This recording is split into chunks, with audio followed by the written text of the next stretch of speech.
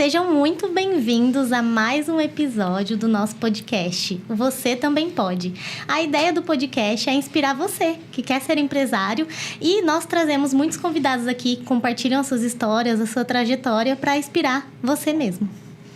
Olá, pessoal. Meu nome é Elvis, também host e sócio da Lidiana aqui no podcast. Muito bom estar com vocês aqui. E, bem, a gente gosta muito dos papos de quem a gente traz aqui, porque sempre são pessoas que têm muito para colaborar, para falar e etc. E hoje a gente vai falar de um nicho que eu particularmente acho muito legal, que é falar sobre empreendedorismo no nicho jurídico, né? Que acho que é um tema muito bom. Então, até antes da gente poder dar esse andamento, só preciso falar do nosso patrocinador, né? Um Cadinho de Café. Então, café diretamente lá de Minas Gerais, 100% puro, arábica. Pode confiar, se tiverem interesse aqui, é só dar um toque da gente que a gente viabiliza aí o contato. E, dando andamento, então, aqui ao nosso papo, eu quero chamar aqui para que se apresentem, né? Doutora Ana Flávia, doutor Paulo, para que se apresentem, comentem um pouco sobre vocês, de onde vocês vieram, como que começaram, o que vocês têm hoje. E a partir daí a gente vai desenvolvendo. Certo. Bom, posso começar então? Pode, claro. Bom, primeiro eu quero agradecer o convite. Eu já acompanho os episódios, acho incrível. Fico muito feliz em fazer parte e estar aqui com vocês hoje. Eu sou fã de vocês sabem disso também. Então... Nós que somos. É recíproco. Então eu tô muito feliz mesmo, obrigada.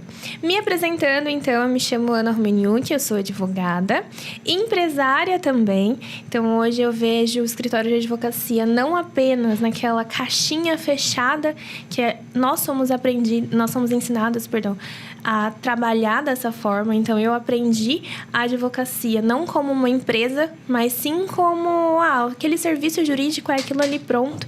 E hoje eu já vejo esteira de produtos, né, esteira de serviços, como que eu posso aplicar isso. E foi o que fez o meu escritório escalar, definir um nicho também. Então, eu sou especializada em direito empresarial, só que o direito empresarial é muito amplo. E agora eu estou focando em registro de marcas.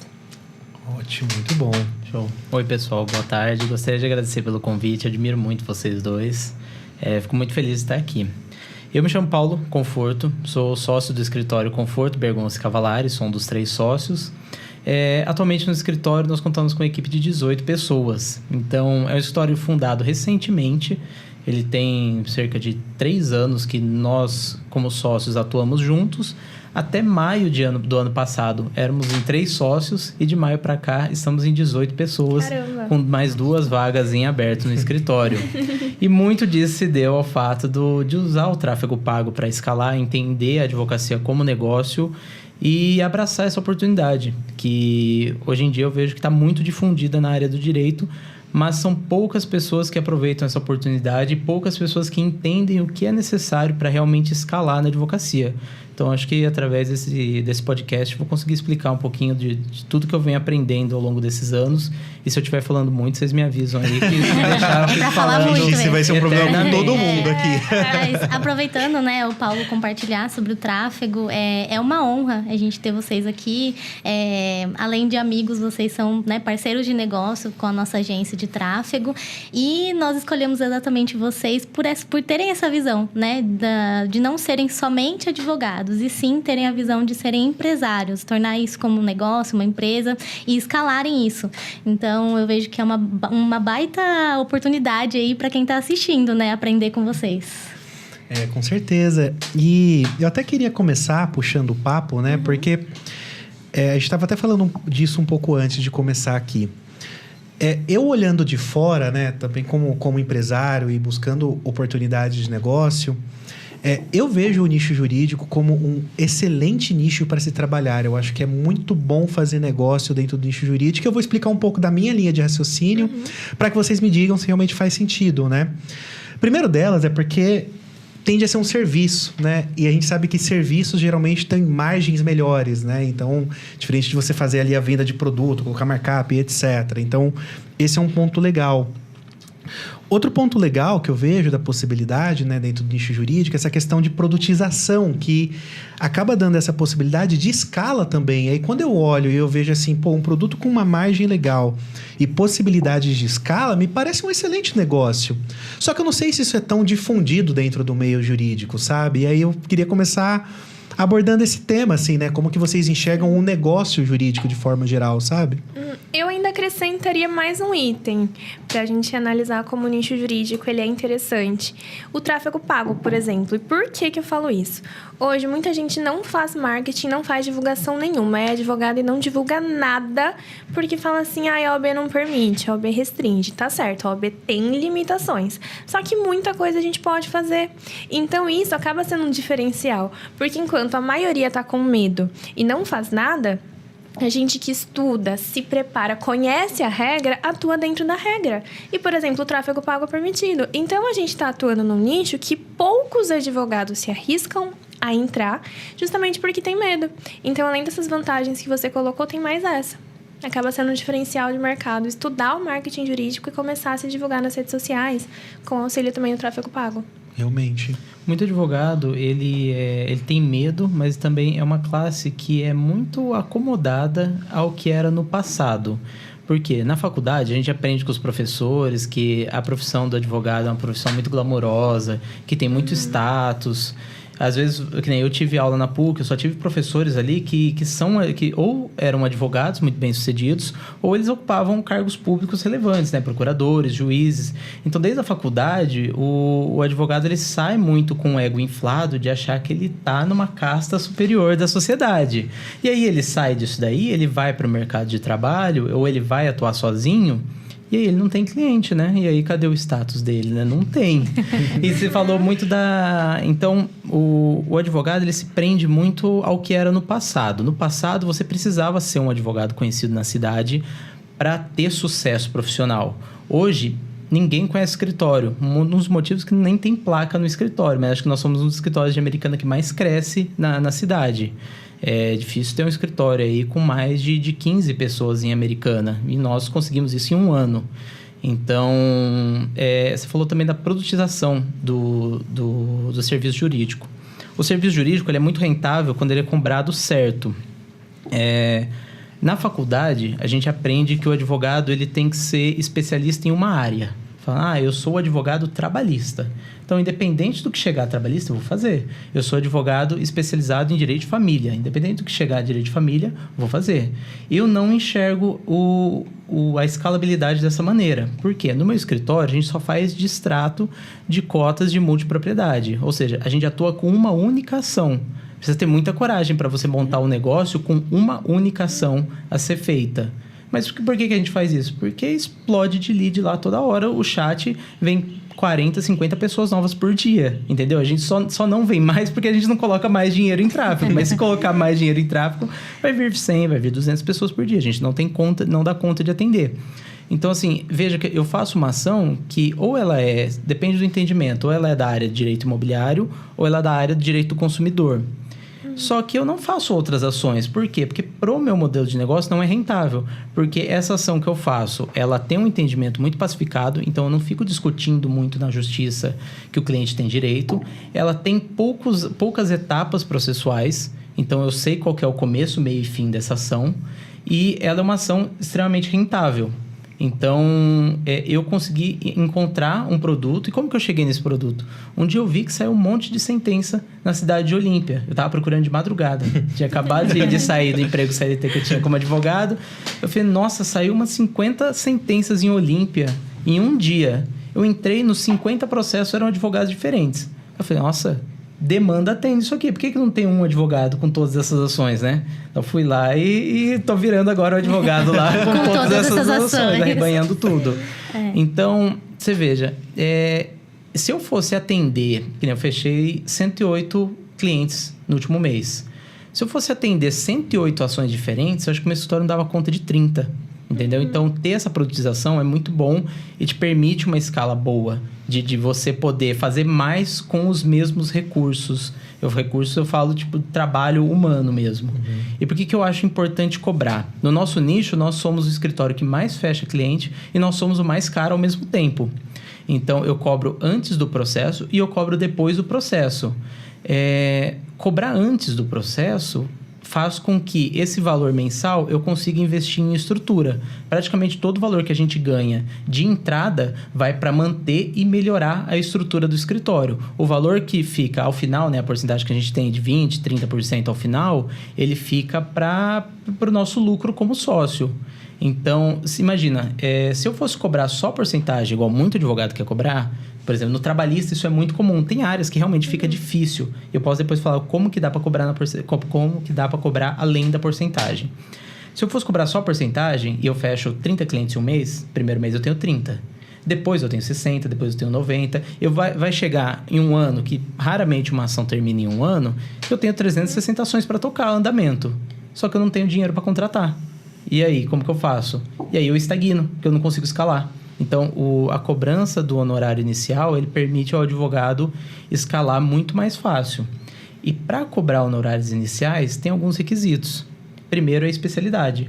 Se eu não me mostrasse como advogado especialista, ninguém ia querer pagar o advogado. Eles iam só ver o serviço como um commodity. Se tem um advogado trabalhista da esquina e tem um advogado trabalhista da outra esquina, tanto faz que o advogado pegue meu processo. Então, eu vou pagar os 30% para o advogado e pronto, acabou. Se tem um advogado especialista em trabalhista bancário, que o trabalhista só atende bancário, ou um trabalhista que só atende metalúrgico, que ele vai falar a linguagem do metalúrgico, ele vai ser o herói do metalúrgico lá. Esse advogado, ele consegue começar a pensar em cobrar inicial. Então, você precisa da especialidade e você precisa de uma ação que realmente incomode o cliente para ele querer te pagar. Porque um exemplo muito fácil de mostrar que é difícil cobrar no início é uma ação de atraso de voo. Atraso de voo, você vai ter uma chance de receber uma indenizaçãozinha. Só que aí, isso não é um transtorno gigantesco na vida da pessoa. Ela vai entrar em contato com o advogado, se der a indenização, deu. Se não deu, beleza. Então, é muito difícil você cobrar honorários iniciais em uma ação que não envolva muita dor, muito sofrimento para o seu cliente. Então, isso que você precisa equilibrar essas coisas. Precisa ser uma ação que você tenha especialidade, que o pessoal te enxergue como advogado especialista e que tenha uma dor latente na pessoa para a pessoa querer pagar o advogado adiantado. Então, nossa, assim, aproveitando, né, Paulo, que você falou um pouco do nicho que você focou, explica um pouquinho mais quem que te procura. Eu sei que ali quem já é advogado entendeu já pro nicho que você foi, mas quem é que te procura, qual é a dor que ele tá sofrendo e como você conseguiu captar mesmo esse cliente, essas pessoas que ficam perdidos, né, nem sabe muitas vezes que tem esse direito ou não. Então, vamos lá. O que o escritório faz de manhã, tarde e à noite? Nós só lidamos com clientes que compram cotas de multipropriedade, cota de resort, cota de hotel. O que acontece? Quando você vai viajar, chega um captador até você. Ele chega e fala, nossa, que família bonita, posso tirar uma foto de vocês? Sempre, né, gente? Geralmente no centro histórico da cidade, algo desse tipo. E aí ele tira essa foto. E ele fala para você, olha, estão dando um brinde, você só precisa assistir uma palestra. Se você quiser, eu te levo numa palestra. Estão te dando um voucher de chocolate para você gastar em determinada loja. Então, você vai ganhar um jantar. Então, a pessoa, muitas das vezes, por ingenuidade, ela vai até essa palestra. E o que acontece? Essa, na verdade, não é uma palestra. É uma reunião de vendas que a pessoa perde 6 a 8 horas ali, que tem aquele empilhamento de gatilho mental, tem todas as técnicas de vendas possíveis e imagináveis para a pessoa assinar contrato ali. E aí a pessoa assina o contrato, muitas das vezes, para se livrar daquele ambiente. Porque o vendedor ali na hora, ele não deixa a pessoa sair, ele fica forçando a pessoa a assinar, ou ele fica jogando um cônjuge contra o outro, fica falando pro marido, olha, sua mulher quer comprar, por que você não toma atitude, por que você não vira homem e compra a cota e tudo mais? Mas aí vai ser um ótimo investimento para sua família, você não pensa nos seus filhos? Olha seus filhos lá brincando na nossa área Kids. Isso aí vai ser um patrimônio que eles vão aproveitar. Então, eles vão se aproveitando de todas as fraquezas desses clientes e aí a pessoa compra essa cota de resort. E o que é essa cota de resort? Eles fazem hotéis que são horríveis na prática, não é um hotel bom. E aí eles dividem esses hotéis para que cada pessoa tenha uma semana por ano de uso. Então você pega ali, um ano tem, não sei quantas semanas tem um ano? 40? Nossa. Ninguém aqui é de exato. Vamos umas 50 semanas. Vamos pegar que seja, vamos pegar que seja 50 semanas. É muito difícil você vender um apartamento inteiro para uma pessoa. Mas dá para você fracionar esse quarto de hotel, que é um quarto do tamanho do salão do podcast aqui. E aí você divide para 50 pessoas e você vende cada fração dessa por R$60 mil. Então aí, do nada, você tem um quartinho de hotel num hotel muito ruim que vale 3 milhões. Isso aí, se for pago à vista, o pessoal ainda paga parcelado em 48 vezes. Tem correção monetária e juros no contrato. Então, que vai praticamente dobrar o valor que a pessoa pagou. Quem criou isso foi muito inteligente. Não, pra quem vende é uma maravilha. É uma máquina de dinheiro. Pra quem compra, não tem vantagem nenhuma. Além da pessoa ter que pagar a parcela inicial, ela tem que pagar condomínio todo mês pra ela ter uma semana de uso no ano. Só que aí, se você pegar o valor que ela paga de condomínio, você paga uma semana em qualquer hotel do Brasil. Então, não compensa. É um negócio que não compensa de jeito nenhum. E aí, a pessoa vai lá, vai pagando, porque nossos clientes são muito honestos, eles são muito bons pagadores. E aí eles vão pagando, pagam 2 anos, 3 anos. Aí eles chegam para essas administradoras, para esses resorts e falam, olha, quero cancelar o contrato, não tá valendo a pena, não fui nenhuma das vezes que eu tinha direito nessas 2, 3 semanas. Aí os resorts falam, olha, beleza, perde tudo que você pagou, que a gente cancela o contrato. Ou sai devendo aí R$20 mil, você perde tudo que você pagou, sai devendo 20 mil e a gente cancela seu contrato. Nossa. Aí a pessoa se sente absurdamente enganada, né? Aí que ela nos procura pra gente entrar com essa ação, cancelar esse contrato e devolver esse dinheiro dela. Então, nessa mesma ação, a gente pede uma liminar para que o juiz suspenda os pagamentos restantes e também que, ao final do processo, devolva a maior parte dos valores que essa pessoa investiu, ou até mesmo, nos casos que estão atrasados, a pessoa recebe todos os valores de volta e ainda uma indenização pelo atraso. Que acontece muito disso. Tem muito hotel que está atrasado. Tem hotel que está atrasado 4, 5 anos já. Nossa Senhora. Tem hotel que está atrasado 7 anos. Aí vem a defesa no processo e fala, está atrasado por conta da pandemia. O atraso nem tinha o hotel planejado ainda quando tinha pandemia. E na defesa eles falam, não, mas a pandemia impactou o setor de construção civil. Então é isso que eu faço. E a gente só atende esse público hoje em dia. O escritório é 100% nichado nesse público e hoje nós somos líderes no mercado. Nossa, incrível, né? Legal. Eu queria ouvir um pouquinho também, antes do Elvis continuar aqui, da Ana, né? Do que você focou aí no seu nicho. Até falando essa questão da especialidade, como que foi pra mim? Quando eu tava pra me formar, eu sempre pesquisei muito sobre marketing, começo de carreira, prospecção de clientes. E muitos advogados sempre falaram assim, olha, você precisa comunicar que você é advogado. Então, foi a primeira etapa pra mim. Comecei comunicando todo mundo que eu era advogada. Mas eu percebi que só isso não era suficiente. Eu precisava ser especialista. E como o Paulo falou, que todo mundo pensa, você vai ser especialista numa área. Então eu falei assim, bom, especialista em direito empresarial. Ainda é muito amplo. Então, pensando nisso, hoje eu faço assessoria jurídica para pequenas e médias empresas. E por que eu foquei no registro de marca? O grande valor do meu escritório, que eu prezo, assim, coisa que eu mais gostaria de fazer mesmo, assim, que tenho paixão, é a prevenção. Então, é ajudar esses escritórios são essas empresas a não terem problemas jurídicos, a justamente crescer com segurança. Só que a gente vive uma cultura em que a prevenção é a última coisa que o empresário pensa. A gente vive no Brasil só apagando incêndio. Então, a cultura é assim, quando chegar o problema, eu resolvo. Então, fica difícil a gente crescer, né? Então, como que eu vou começar a vender esse produto, a trabalhar a assessoria jurídica, mostrar os benefícios da prevenção, sendo que eu estou lutando contra uma cultura muito forte. E pensando nessa esteira de serviços, de produtos que eu teria no meu escritório, eu vi o que dentro do meu escritório, em questão de produtos mesmo que eu vendo, no caso a ação que o Paulo falou, eu falei assim, o que daqui? Porque a assessoria jurídica ela é muito artesanal, né? Eu converso com o empresário, eu vejo exatamente quais são as demandas daquela empresa. Nenhuma assessoria jurídica é igual uma da outra. Cada uma é personalizada para aquele cliente. Eu não consigo fazer isso em escala. Então, o que eu consigo escalar? Sem perder o meu valor, o valor do meu escritório, que é a prevenção. Porque eu pensei assim, bom, as 2 portas de entrada maiores no escritório hoje é a contestação trabalhista, que aí eu já tô fora da prevenção, né? Eu já tô apagando incêndio. E registro de marca, porque hoje as empresas de registro de marca, elas botam medo em todo mundo. Tem muita gente que entra em contato ameaçando as pessoas, falando, olha, se você não registrar agora, você vai perder sua marca. Então, é um medo que existe muito grande no mercado, que as pessoas muitas vezes não sabem como recorrer, não sabem o profissional que procura. E chegava muito também. Falei assim, bom, pensando no que é prevenção, que faz sentido para a missão do meu escritório, no que eu tenho como princípio, E pensando num produto escalável, fazia sentido eu focar no registro de marca. Que foi então até que eu conversei com vocês na época. E, de fato, hoje o registro de marca ele tem 2 funções no escritório.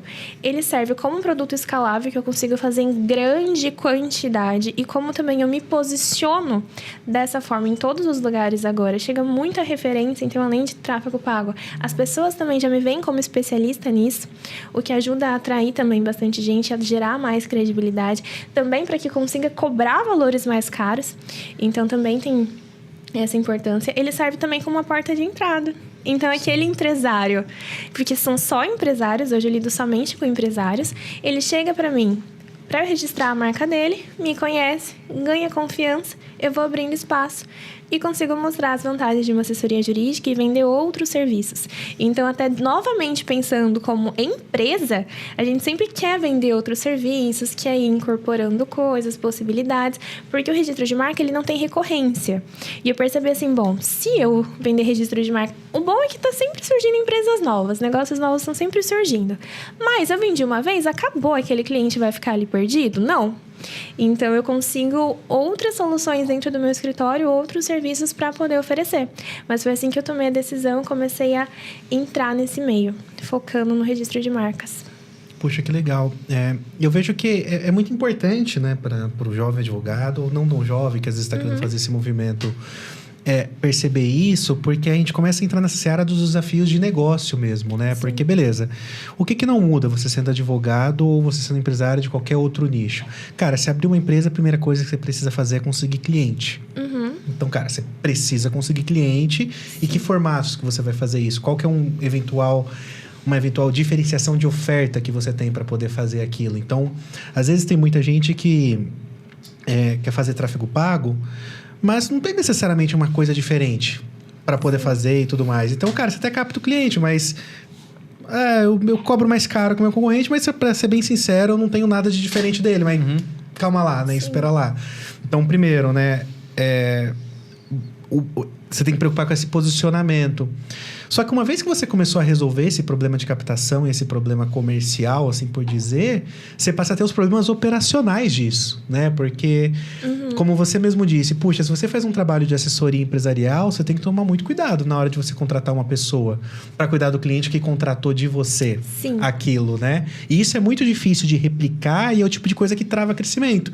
Porque se você, como empresário, tá o tempo todo ali na ponta, resolvendo o problema do cliente o tempo todo, você não está fazendo as coisas que você precisaria fazer para o negócio crescer, aumentando sua verba, né? Investindo em mais conhecimento, em contratação de mais pessoas e tudo mais, né? Então, eu vejo que é algo que o pessoal negligencia. São forças que estão impedindo, são barreiras que estão, assim, segurando, né, o crescimento das pessoas, mas às vezes elas nem percebem. E elas acham que simplesmente o mercado que não tá bom. Sim, a gente estava até conversando isso antes de começar o podcast. E que em nenhum tipo de negócio, segmento, faculdade nenhuma ensina as pessoas a serem empresários, né?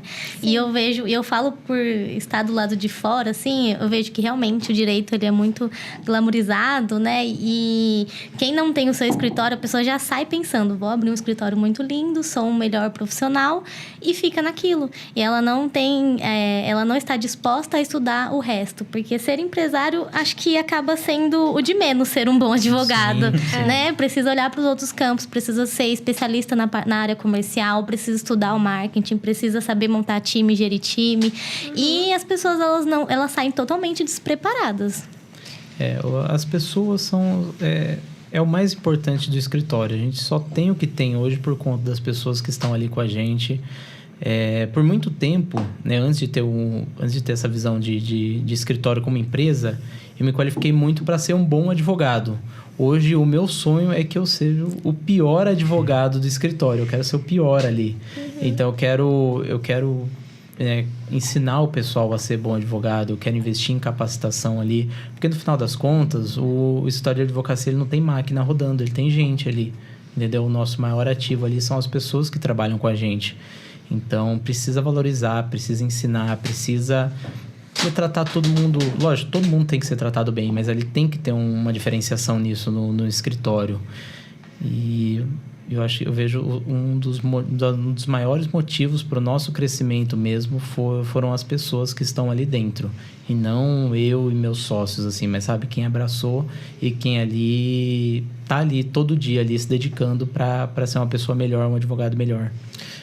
Desculpa até te passar, mas aqui em contrapartida, o que eu acho que é uma particularidade e é uma dificuldade que a gente tem no nosso mercado também, né?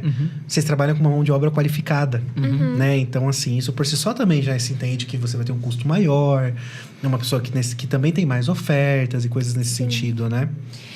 Isso que vocês estavam falando sobre a questão da qualificação, hoje tem muito advogado ainda que se forma e acha que o principal quando sai da faculdade é ir fazer pós-graduação. E não, já estudou vendas? Então, assim, é o básico, gente. Você se formou, você precisa saber sobre vendas, sobre gestão. Parte financeira, eu falo até por experiência própria. Nossa, eu sempre fui uma negação na parte financeira e eu tive que aprender, eu tive que sentar e estudar. Porque no começo, você não consegue contratar uma pessoa para poder te ajudar em todos os pontos. Então, você precisa estudar vendas porque você vai ser o comercial do seu escritório no começo. Então, você precisa aprender a fazer. Você precisa estudar sobre gestão, sobre a parte de administração mesmo, como gerir um negócio. Isso precisa ser estudado. Ninguém aprende isso na faculdade. A faculdade vai te ensinar ali o básico, digamos assim, das matérias mesmo. Também você não sai especialista em nada. Mas antes de fazer uma pós-graduação, estuda vendas, estuda gestão, estuda sobre pessoas, porque isso vai ser importante. Senão você vai contratar e só vai errar e vai ser uma trava também. Então, essas questões são habilidades que as pessoas precisam desenvolver antes mesmo, muitas vezes, de uma pós-graduação. E aí eu acho que esse é um erro que muita gente comete, não necessariamente só no nicho jurídico, mas a gente, de novo, a gente conversa com muita empresa que está começando. E aí existe aquela pessoa que tem a ilusão de você estar começando um negócio e aí ela se coloca num lugar do tipo assim, eu não sou especialista nessas coisas, então eu vou contratar um monte de gente para poder fazer. O que isso daí é a pior coisa que você pode fazer começando um negócio. É verdade, você não é um especialista naquilo que você está fazendo. Só que o ponto é, cara, primeiro, seu negócio nem gera dinheiro, então você só vai ficar gastando com as pessoas fazendo as coisas para você. E aí, na hora que essas pessoas fizerem, você vai precisar simplesmente acreditar naquilo que elas estão falando. Porque você não tem conhecimento, você não tem noção. E aí, essa que é a falta de entendimento, que a pessoa às vezes não entende. Quando ela se tornou empresário, ela tem preocupações e precisa ter conhecimentos de empresário. Sim. Precisa saber sobre captação de clientes, precisa ter noção de vendas, precisa ter alguma noção financeira, de produção, de processo, porque senão você fica refém daquilo que a pessoa te falou. E o problema de você ficar refém de um prestador de serviço, de uma coisa assim, nesse sentido, é que assim, cara, vocês são os meus clientes, a gente adora vocês, é uma super parceria. Mas eu não tô tão comprometido no negócio de vocês como vocês estão com vocês mesmos. Com certeza. Então, dá pra terceirizar o sucesso do meu escritório pra vocês. Não tem como. Tem que ser parceiro. Tem que ser uma parceria. A gente tava até comentando, né, do próprio marketing em si. O Paulo comentou que tá estruturando um setor de marketing dentro do escritório e eu achei excelente. Porque não é porque nós somos prestadores de serviços de marketing, mas sempre que um negócio se preocupa em ter o seu próprio, né, setor de marketing, em paralelo a isso, pode contratar agência, pode ter uma parceria com um time de fora, mas nada como um time pensando 24 horas no seu negócio, né? No escritório, no começo, fazia tudo sozinho, né? Aí depois a gente foi estruturando. Hoje a gente tem um setor de vendas muito bem estruturado, que ele lida com o cliente, então faz toda a qualificação, venda e pós-venda. Nós temos o setor operacional, que faz todos os processos. Temos ali um setor administrativo, eu e os sócios. E aí a gente contratou também a Débora, que tá aqui. Chegou para começar o setor de marketing. Mas já tá dando para ver a diferença no perfil. Tá bem legal. Tá bem legal. Tá maravilhoso. Assim, você vê que a pessoa venceu, quando você convida ela pro podcast, ela manda, eu posso levar minha social media? Eu achei super chique. Eu falei, claro que sim. E eu quero que o setor de marketing seja tão importante no escritório quanto o setor operacional e quanto o setor de vendas. Eu quero que ele seja um setor com vida própria ali no escritório. Porque hoje eu vejo necessidade disso. Porque quanto mais eu conseguir desenvolver o marketing, mais caro eu consigo cobrar, mais estrutura eu tenho para fornecer pro pessoal que trabalha lá. Tudo vai andar junto. Entendeu? Não consigo cobrar o dobro porque eu não sou reconhecido ainda como advogado que daria para cobrar o dobro. Mas a gente vai chegar lá e vou cobrar o dobro e vai melhorar tudo no escritório. Então, essa que é a questão, sabe? O advogado, ele tem que entender... Eu, quando era só advogado, eu tinha muito receio em gastar no meu negócio. Eu vi um sistema lá e falava, pô, esse sistema é R$50 por mês. Que absurdo. Nossa, mas aí é muito caro. Tal, gente, Eu vou fazer na planilha mesmo. entendeu? Antes eu tinha muito esse receio. Por quê? Porque eu achava que o cliente paga tem que entrar no meu bolso e eu tenho que ser feliz. Mas não é assim, entendeu? A empresa, ela tem um custo operacional. Hoje, o custo operacional da nossa empresa para funcionar por ano é quase 2 milhões, cara. Se eu não ganhar 2 milhões por ano, não tem escritório, não paga a conta. O básico. Tô falando, não sobe nem R$1 para mim. Entendeu? Estamos caminhando para uma estrutura muito grande ali. Então, o marketing é importantíssimo para isso, porque a gente só vai conseguir cobrar mais, a gente só vai conseguir... E não é só também cobrar mais, é o cliente já vir mais fechado para o escritório. Porque o advogado, ele acha que hoje estão espalhando muito a palavra do tráfego pago, assim, né? Tem muito guru de internet que não vive nada, assim, de ter um escritório de sucesso e quer ensinar. Então, a bola da vez é, vamos fazer tráfego pago que você vai ter muito cliente. E aí, o advogado, ele contrata, sem saber nada de tráfego pago, ele terceiriza totalmente, chega uma pessoa lá para ele e não consegue fechar ninguém. Por quê? Porque o tráfego pago é uma etapa, né? A gente tem que saber ser bom de vendas também, entendeu? Então, o advogado, às vezes, ele não sabe nem que cliente ele quer atingir, qual ação que ele quer fechar, não sabe vender, não sabe atender, não sabe fazer nada. E não tem oferta nenhuma, E fica um ponto né? importante, né? De coisa assim, aí... Nem deveria falar isso, porque jogo contra o meu próprio time, né? Cara, você não precisa ser um gênio para fazer uma boa campanha de tráfego. E é isso que as pessoas... A gente vê muito, tipo assim... Tô fazendo tráfego pago e não funciona. O tráfego é ruim. Cara, a chance do tráfego ser ruim é muito baixa. Porque a plataforma faz grande parte do trabalho. Na maioria das vezes, o gargalo é comercial. Maioria das vezes. Uma das nossas etapas dentro da agência é realmente fazer um cliente oculto, entender como está o atendimento. E entre um grande erro dos prestadores de serviços, né? Não só advogados, como os médicos e tudo mais. Eles montam um escritório lindíssimo, colocam uma secretária e ficam aguardando o cliente. E aí, quem recebe o lead do tráfego é a secretária, que não entende. Sim. E ela não tá pronta para vender. Ela não é uma pessoa do comercial. Ela só tá pronta para fechar quem chega pronto para compra. Ou não tem nem comissão, né? Ou não Trabalha tem comissão. com vendas, não tem comissão. Aí tem duas conclusões, né? A pessoa fala, não adianta, isso é papo de guru, ou só veio curioso. Isso mesmo. A gente fecha mais de 100 clientes no Curioso. escritório. Sabe quantos que chegam e falam, mandam mensagem pra gente e falam, vi o vídeo, quero contratar o escritório. Ninguém. Mas não tem, é tudo curioso. Mas eu geralmente eu transformar respondo o isso. curioso em cliente. Pra Quem mim foi isso lá é muito tentar comprar um óbvio. resort era curioso que queria ganhar um jantar e comprou. Pra mim isso é muito óbvio, sabe? Eu vejo que as pessoas confundem muito isso. Sim. Tipo assim, só veio curioso. Mas, gente, curiosidade não é o primeiro passo? Mas Antes de tudo, você não fica curioso pra poder saber o que é aquilo e tudo mais? A raiz disso é que o advogado, ele majoritariamente, ele atende por indicação.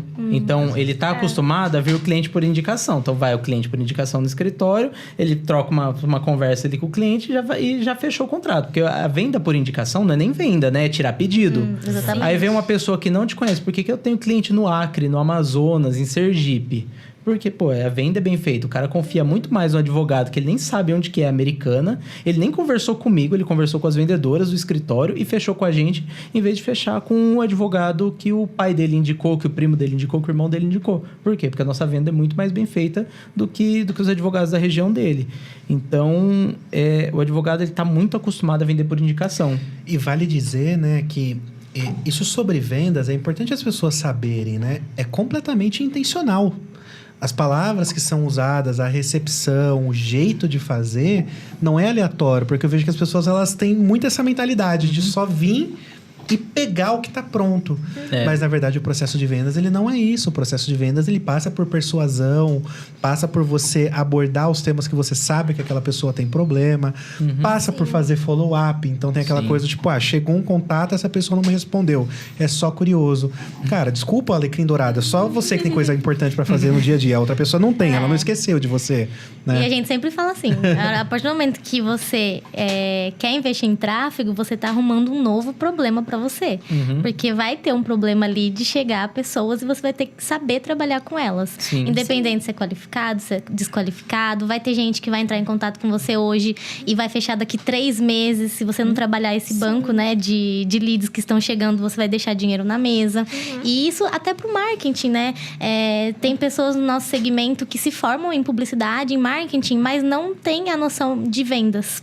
E aí ela consegue ajudar o cliente dela até uma etapa. Uhum. Né? Eu falo que a nossa força foi nós dois termos trabalhado no comercial. Eu trabalhei muito tempo em vendas, né? Como vendedora mesmo no WhatsApp. E assim, não tem regra. Não tem receita do bolo. Se tivesse, todo mundo tava muito rico. Né? E aí você precisa realmente testar falas comerciais. Não é um roteiro que você vai seguir ele vai ser perfeito. Não funcionou? Vou ligar. Liguei, vou tentar de novo. Até postei esses dias no Stories, né? Foi a pessoa que clicou no seu anúncio. Atormente ela até eternamente, entendeu? Follow-up infinito. Tá incomodando, né? Eu acho que o pessoal vê muito vendas como assim, nossa, eu não vou fazer isso porque eu vou incomodar a pessoa, eu vou ser chato com a pessoa. Eu tinha muito esse receio também. Sim, eu acho que é algo até psicológico, se a gente for ver essa questão de não querer desagradar, né? Mas precisa virar essa chave e entender de fato o que é vendas, o que é vender.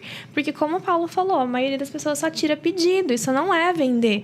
A pessoa fala assim, nossa, eu vendo muito. Fala assim, tá, mas como que foi essa venda? Como que essa pessoa chegou a você? Ah, é o pessoal lá do grupo de networking que tá me indicando. Então, não, peraí, você não tá vendendo, então, né?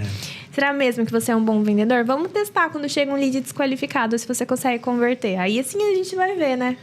Lá no escritório a regra é mandar mensagem até bloquear. Se a pessoa tá incomodada com a nossa mensagem, ela tem a opção de bloquear. Não, ela mandou oi pra gente. O advogado ele tem várias barreiras pela OAB. Então a gente não pode fazer uma captação ativa. A partir do momento que a pessoa me mandou um oi, ela só vai parar de receber mensagem do escritório quando ela bloquear. E também bloqueou, acabou aí, também não vou ligar. Mas assim, tem a opção do celular de bloquear, então pega e usa, porque senão vai receber mensagem nossa, sim. E tem cliente que, assim, a gente vê depois, eu puxo nas conversas, cara, a gente fez uns 30 follow-ups pro cara fechar. E, assim, são coisas, assim, às vezes mirabolantes que a gente aplica lá no escritório. Teve uma vez, tinha uma lista ali que a gente faz bem segmentado, CRM. CRM, para quem não conhece, é você mapear todas as etapas da sua venda, saber quem que tá mais próximo de fechar e quem que não tá mais próximo de fechar. Tem um pessoal, a vendedora chegou, nossa, mas ninguém tá respondendo e tal. Eu falei, manda um áudio de 15 segundos sem falar nada. Tem essa Cara, técnica. eu tenho uma raiva dessa técnica, mas eu vou dizer por quê, eu já vou te pesar. Funcionou, cara. Funciona pra todo mundo, menos pra mim. Teve já gente tentei muito ela já. Vou testar isso. Teve gente que respondeu o áudio de 15 segundos sem falar nada, falando, vamos fechar. Pessoa, a gente tinha mandado mensagem, olá, podemos prosseguir, você tem alguma dúvida, como podemos te ajudar ainda mais e tal. E aquela sequência de follow-up. Aí é o áudio de 15 segundos sem falar nada, pessoal, vamos fechar.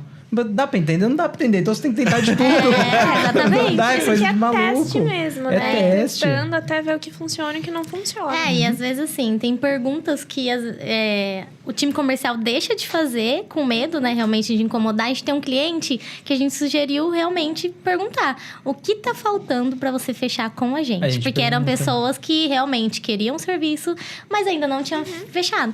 Então, a entrada que você pede ficou muito acima. Se você conseguisse parcelar, pronto. A pessoa ela não vai vir falar pra você que não tá cabendo no bolso dela. Ela simplesmente não vai retornar. E aí, essa entrada que era um impeditivo, você pode tentar facilitar. Sim. Fechou o pedido. Tem um cliente do escritório que como a gente tem bastante processo disso, muito advogado vem tirar dúvida comigo. Então vem um advogado tirar dúvida e fala, esse cara aqui não tá fechando comigo de jeito nenhum. E eu vi que esse cara tava na nossa base de lead. Aí ele falou, quanto você cobrou desse cara? Ele cobrou metade do que a gente cobrava. E aí e esse cara não fechava com a gente. Ele ficava, eu tô vendo outras propostas, e tal. Aí eu mandei um áudio pra ele, falei, viu, você tem proposta de escritório que cobra metade do que o nosso. Por que você ainda tá mandando mensagem perguntando se a gente cobra essa oferta? Vai lá e fecha com o cara. Por que você não fecha com o cara? Não, vamos fechar com o seu escritório. Então, assim, o cara, ele precisa... Tem cliente que precisa dar um ultimato, assim. Então, mas tem cliente que isso não funciona. Então, você tem que testar inúmeras maneiras. E uma coisa que o advogado faz muito errado também é só falar em juridiquês. O advogado quer falar da mesma maneira que ele fala no processo com o cliente dele. E não, gente, você tem que facilitar a conversa com o seu cliente da melhor maneira possível. Por quê? Ninguém quer falar com o advogado. Ninguém fica feliz em falar com o advogado. Porque o advogado só lida com problema. E aí a pessoa vai falar com o advogado com todas as guardas dela alta. E aí quando você é acolhedor, você trata bem, você fala de uma maneira que o advogado consegue, que o cliente consegue te entender, ele vai baixar a guarda dele, ele vai se surpreender. Uma das avaliações do Google lá do escritório, do Lucílio, ele fala assim, esse Lucílio, ele veio de São Paulo até Americana porque ele achava que eu era um golpista. Não, vem aqui em Americana. Já tinha levado um golpe do resort? Já atendo aqui em Americana, não tem problema nenhum. Às vezes o cara falou, tem uma tendência maior para um golpe. Ele saiu do escritório e deixou a avaliação. Não fui atendido por um advogado, fui atendido por uma pessoa muito humana. Eu falei, olha, o advogado já nem é humano, é bicho, né? Então, assim... Muito bom isso. Teve uma vez, e esse exemplo eu falo pra todo mundo, a Ana, vendedora nossa, uma máquina de venda, ela um dia tava atendendo um PM dentro da viatura. E aí, numa das horas da videochamada, ela tava conversando de moto com o PM. Acho que o PM falou alguma coisa de moto, e ela gosta muito de moto, e eles ficaram um tempo conversando sobre moto. Eu falei, nossa, o cara foi pra falar com o advogado, né, com história de advocacia, e tá falando de moto, mas fechou na hora mesmo. Por quê? Gerou uma conexão com o cliente. E aí você fala... Gente, não precisa falar difícil, ela precisou falar de moto com o cara. Então, tem muito valor você se conectar com o cliente. Mas não, tem advogado que só quer... O advogado, ele quer atender o cliente de terno, gravata, falar difícil com o cliente. Às vezes o cliente não entende nada que o advogado falou muito e fica por isso. Então... Isso mostra a importância de você ouvir também, né? Então, às vezes a pessoa ali tá... No exemplo até que a Lidy falou, era só questão de parcelar a entrada. Às vezes você fica tentando falar um monte de coisa e você nunca vai adivinhar exatamente qual que é o problema da pessoa. Ou qual que é a objeção, se você não pergunta e você está disposto a ouvir. Eu vejo muito isso. O advogado, às vezes, ele acha assim, eu sei qual que é o problema do cliente, eu sei o que eu tenho que falar. Não, ouve. Às vezes não é isso. Então, a venda também é muito de você escutar o que a outra pessoa tem a dizer para você. Tem toda a técnica e tudo que a gente está falando aqui, mas a escuta também é primordial. É verdade. Mas acho que assim, o que é um ponto, né, para o ouvinte, né, entender e tudo mais, é que no final do dia é tudo muito intencional. Venda não é um acaso, né? As coisas não é... O cliente não chega e compra. Existem esses casos e eu acho que o problema é que existem esses casos. Eventualmente aparece o cliente que chega e compra. Só que aí a pessoa vai lá e na cabeça dela, ela cria que aquilo é um lead qualificado. Porque a pessoa chegou e comprou. Mas não é verdade, é só você parar para pensar no seu próprio caso de uso. Quando foi a última vez que você viu do nada um anúncio que você não conhecia, de uma pessoa que você não conhecia e comprou dela? Muito pouco. Não. Muito pouco. Tem que ser muita sorte, sabe? Para que isso funcione. E... Acho que uma coisa que você comentou legal, assim, né? Que eu vejo que foi algo que você endereçou. E eu costumo dizer que é uma tremenda bobagem que as pessoas fazem por aí também. Que agora você está construindo a sua área de marketing, né? E às vezes eu vejo que tem muita gente que está querendo começar um negócio. E, cara, essa pessoa ela quer começar um negócio com tudo bonito, tudo alinhado, tudo perfeito... menos como ela vai ganhar dinheiro. Esse é o mal do advogado também. O advogado quer tudo perfeitinho.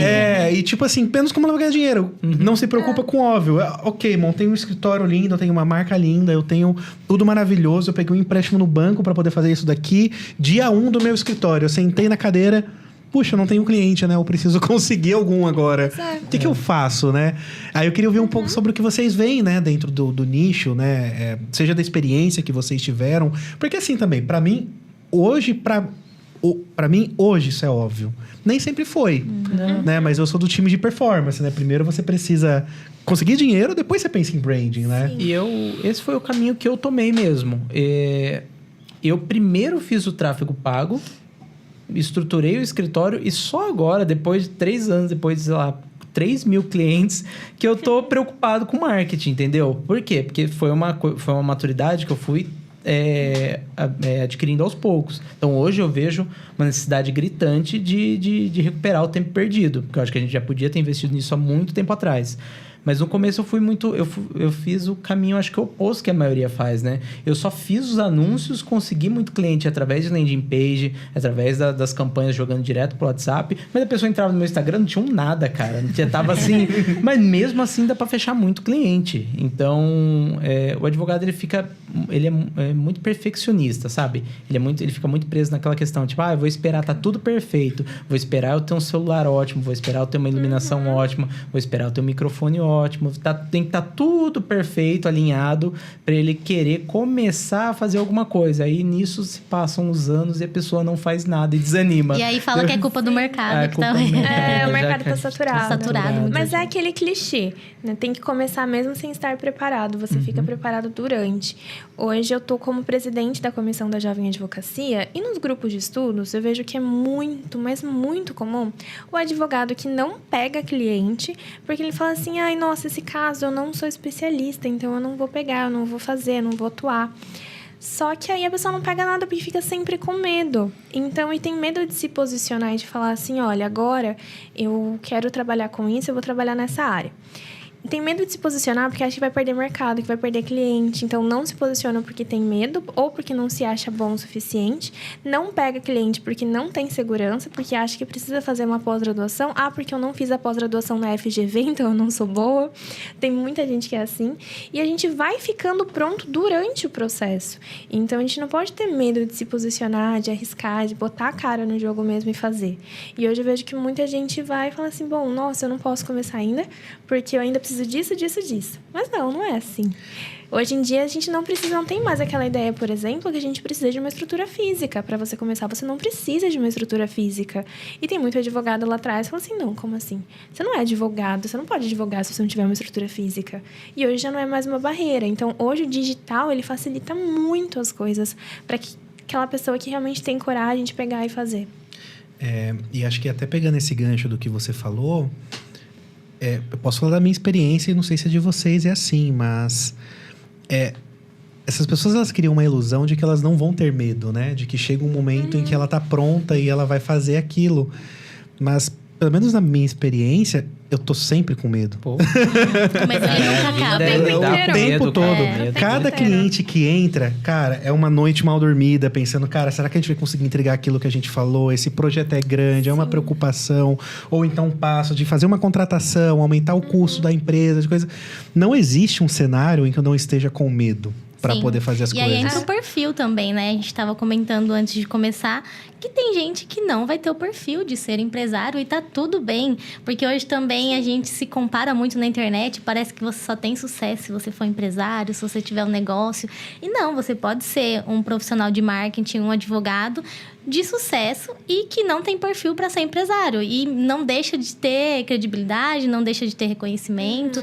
Porque realmente o medo, alguns outros pontos de que a gente como empresário passa, não é todo mundo que está disposto. Né? E preferencialmente, então, que trabalhe para essa pessoa que tem esse medo e, apesar do medo, tem essa coragem de ir para cima, né? Porque essa questão de lidar com o medo é diariamente, assim, você vê o escritório crescendo, o custo do escritório indo lá para a altura e tudo mais, você tendo que liderar pessoas, você tendo que ser uma referência para as pessoas, isso tudo tem um peso gigantesco. Tem pessoas que não querem pagar esse preço, ter esse peso com elas, e tudo bem. Mas eu acho que o ideal seria essa pessoa trabalhar para quem tem esse medo e essa coragem de atuar. Porque aí, com certeza, eu acho que a tendência é essa pessoa valorizar a pessoa que tá junto com ela, que essa pessoa não vai ter o próprio negócio dela, mas ela tá comigo, vou valorizar ela então eu pago esse preço. E aí vai cair nela uma hora, ou vai transbordar nela, né? Que o pessoal chama. Você sabe que eu tenho uma teoria, fonte de vozes da minha cabeça, assim, tá? Que se você é uma pessoa muito inteligente, tipo uma pessoa que realmente é inteligente, sabe? Aplicada e tudo mais, na maioria das vezes seria melhor ser funcionário do que você ser empresário. Porque eu vejo que, lógico que quando você empreende, você olha para um mundo de possibilidades e de ganhos maiores e etc, né?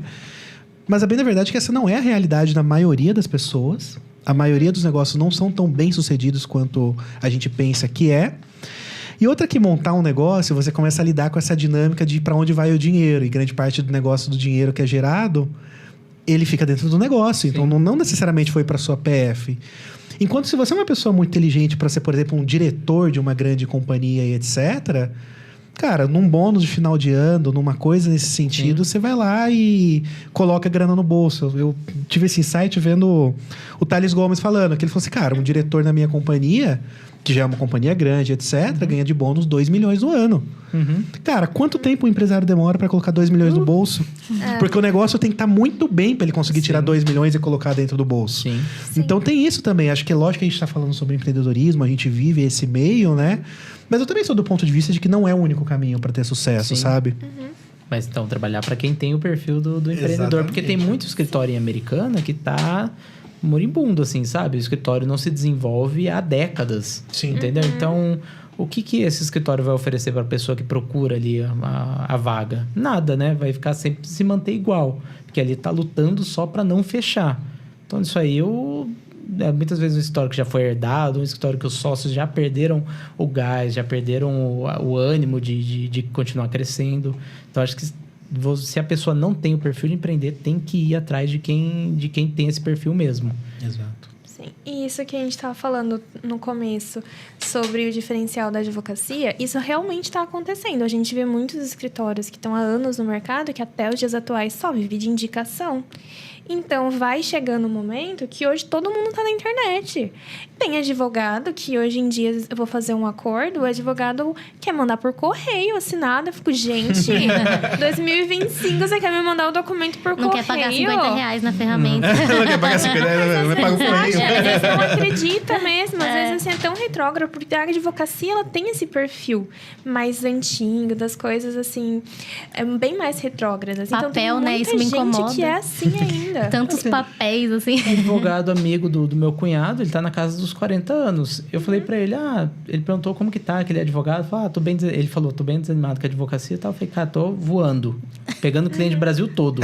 Ele falou, mas como que funciona? Eu falei, não, a pessoa assina contrato de procuração, manda o documento por... Mas você falou, você fica recebendo os contratos de procuração dele por correio? Eu falei, não, tem plataforma de assinatura digital. Ele falou, mas existe isso? Eram 40 e poucos anos, gente, não é? E assim, não é um velho. Ele não sabia nem que dava pra ter cliente pela internet, nem que dava pra assinar documento pela internet, cara. Eu trabalhei em escritório em que ficha de andamento era tudo manual feito a caneta. Era, sim, tudo muito Eu vejo aquelas antigo. salas com um monte de arquivo e me dá vontade de Em queimar escritório isso. não imprime nada, só a Lorenza aqui imprime. Mas eu não imprimo nada. não. Eu até brinco com o pessoal, que uma vez eu falo, o que a gente vai dar pro Paulo de presente de aniversário? Aí tinha um pessoal que queria dar uma caneta. Aí falaram, Paulo, a gente ia dar uma caneta pra você. Eu falei, mas eu não sei nem escrever. Cara, eu não escrevo porque eu não entendo minha própria letra. Eu assinei o contrato de locação do escritório novo na caneta. Eu falei, nossa, gente, acho que faz anos que eu não escrevo assim. Minha letra já era feia, assim, parecia um analfabeto escrevendo. Quase que eu pedi pra ele, dá o dedão aí que eu vou assinar com o dedão, que vai ficar mais bonito do que eu assinando normal. Puxa, Eu mas não assino nada, cara.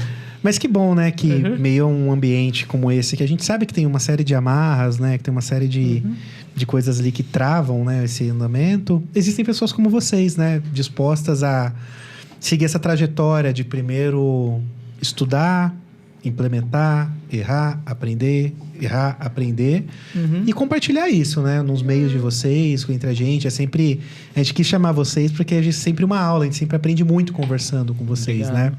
Então, e poderia render muito mais esse papo, Poderia, né? vamos ter um segundo episódio com gente vai certeza, né? Eu precisar. acho que no final das contas, quem está disposto a resolver o problema do cliente, o mercado nunca vai estar ruim. Porque tem gente com problema a rodo aí pra fora, né? Só precisa encontrar alguém que realmente se mostre disposto a resolver, que se mostre preocupado, que tenha, né, essa especialidade naquilo que ele procura. Hoje, cada vez mais o consumidor quer atendimento mais personalizado. Sim. E aí, se você trata como algo genérico, você é só mais um fornecedor, porque ele tá falando com você e com mais 5. E a partir do momento que você tenha um nicho, tem um atendimento mais focado, mais humano, falar sobre moto fez o Paulo fechar um contrato. Então, assim, a pessoa realmente quer ser ouvida e ela quer alguém que resolva o problema dela. Então, eu não acredito muito nessa frase de que o mercado está ruim para nenhum mercado. Não. Porque as pessoas estão gastando, até mesmo na pandemia, as pessoas gastaram muito. Os e-commerces cresceram de forma gigantesca. Então, vocês são inspirações pra gente, assim, como empresários. A gente tem muito orgulho de ter a parceria com vocês e a gente aprende muito todos os dias com o negócio de vocês. Obrigado. Obrigada. igualmente. Gosto muito da parceria que a gente tem. Vem tendo muitos frutos aí. Vai ser uma parceria muito longa aí, se Deus Amém. quiser. Ai. Deus quiser, Só amém. crescendo. E para fechar, então, eu acho que se a gente tiver que deixar uma mensagem pro pessoal que está acompanhando hoje, a gente poderia falar: investir em aprender sobre vendas, então treinamento mesmo de vendas para si mesmo, para quem está na equipe, isso é importantíssimo. Eu entendo como o principal mesmo dentro do escritório você trabalhar e desenvolver habilidade em vendas. Acreditar em si mesmo e colocar a cara a tapa, ir atrás e fazer, ir com medo, não esperar o momento ideal. Eu não sei o Paulo, mas eu mesmo comecei sem nada. Ixi, não do tenho zero. nome, não tenho sobrenome, não conheço ninguém. Agora, né, a gente vai construindo o nome. Mas quando eu comecei, não tenho sobrenome, não tenho família, ninguém que é advogado. Comecei sem dinheiro e a gente vai indo atrás. As coisas vão acontecendo. Então, confie no trabalho, as coisas vão acontecendo. Estudem bastante vendas. E calma, vai dar certo. E eu acho que o advogado tem que aprender que o que eu acho que uma coisa que resume muito, para ter sucesso na advocacia não tem nada a ver com direito propriamente dito. Lógico, você tem que prestar um bom serviço. Você vai se prestar a prestar um serviço para o cliente, tem que estar ótimo. Mas para ter sucesso na advocacia não é estudar mais direito. É igual a Ana falou, você tem que estudar áreas correlatas, você tem que estudar sobre vendas, sobre tráfego pago, você precisa estudar sobre administração, sobre a parte financeira do escritório. Se ficar só atrelado ao direito, não vai te fazer ter uma advocacia de sucesso. Não vai. Exatamente. Perfeito. Muito obrigada, Caramba, gente. pessoal, obrigado, viu? Uma honra contar Obrigada. com vocês. Uhum. A gente vai se encontrando por aí, né? Tá, Nos vamos. próximos. Obrigado, gente.